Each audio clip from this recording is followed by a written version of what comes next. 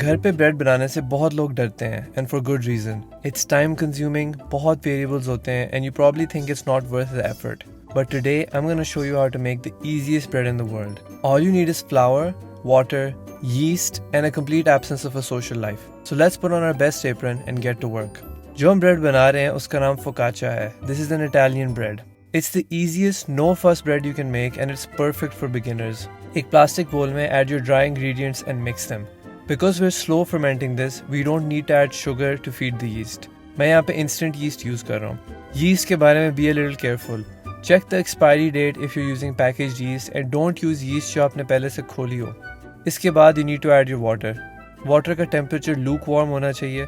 आजकल तो कोई मसला नहीं है but winters में आपको शायद अपने पानी को 15 seconds माइक्रोवेव में गर्म करना पड़े. अब take a spatula, not a whisk and start mixing. बड़े साइज का bowl यूज़ करें ताकि this step becomes easier. इसको strong circular motions में mix करें and keep going. Trust the process. पहले आपको लगेगा कि there is too much flour और ये बहुत dry है but don't stop and keep mixing. फिर आपको लगेगा कि ये बहुत wet हो गई है but again just keep mixing. This is a classic characteristic of no knead doughs. जब एक cohesive mass बन जाए and it's looking like this, then drizzle some olive oil over the top. This is to stop a crust from forming in the fridge. Cover with foil or another bowl और इसको refrigerate करें for at least 12 to 48 hours. Because of this, we don't need to knead it or have super long proofing periods. Time will do everything for us. आपकी dough का size double होना चाहिए. अगर double नहीं हुआ तो then your yeast is dead and you're gonna have to start over.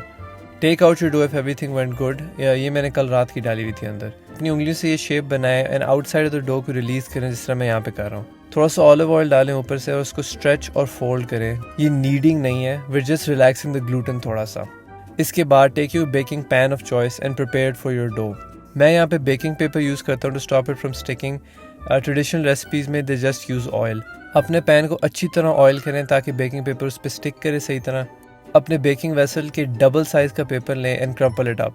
This will make it easier to manoeuvre. फिर इसको पैन में प्लेस करें एंड मेक श्योर सारी साइड्स अच्छी तरह कवर हुई हों. Then just tip your dough into the pan very carefully. ये बहुत स्टिकी है तो don't use a spoon, just let gravity do the work. जब ये पैन में सिक्योरली आपने ट्रांसफ़र कर दिया है तो then just cover with a piece of cloth and let it proof for at least 2 to 4 hours. अब टू मेक श्योर कि आपकी डो सही तरह प्रूफ करे, be sure to like my video and subscribe to my channel. Thanks. अपना oven 220 पे preheat करें. 2 घंटों के बाद remove your cloth and pull your dough into the corners to make sure इसकी शेप ठीक हो.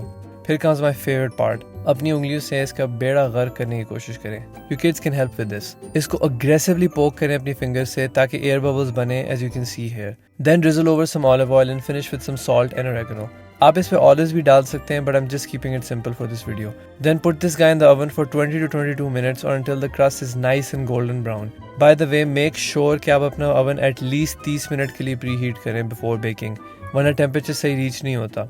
Take out your gorgeous dough and carefully tip it out of the pan.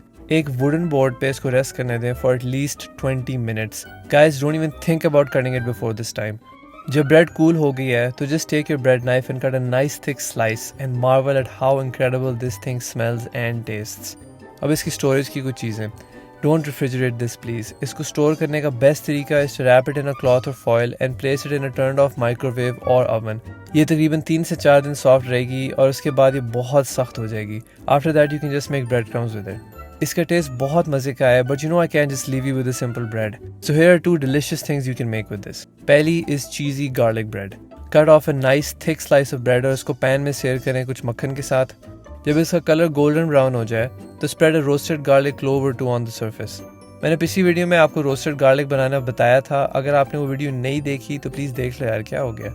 Anyway, slather on your roasted garlic और फिर थोड़ा सा shredded mozzarella और cheddar cheese डालें and finish with some salt. फिर अपने ब्रॉयलर के नीचे इसको रख दें और चीज़ मेल्ट होने दें फॉर एटलीस्ट 2 to 3 minutes. थोड़ा सा ओरेगनो इस पर स्प्रिंकल ऑन करें एंड बिकॉज इसमें कैलोरीज थोड़ी सी कम रह गई हैं, drizzle over some olive oil as well. This tastes unreal. Freshly baked bread, butter, roasted garlic and cheese. It doesn't get any better than this. Guys, मैं आपको बता रहा हूँ, this garlic bread is a game changer.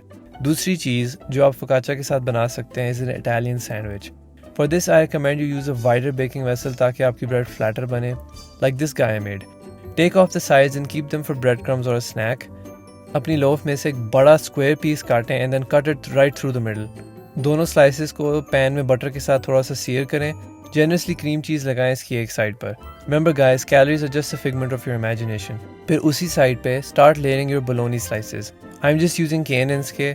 I'm also adding K&N's की pastrami because why not. इसके बाद cut हम सब nice thick slices of mozzarella and layer them over your meat.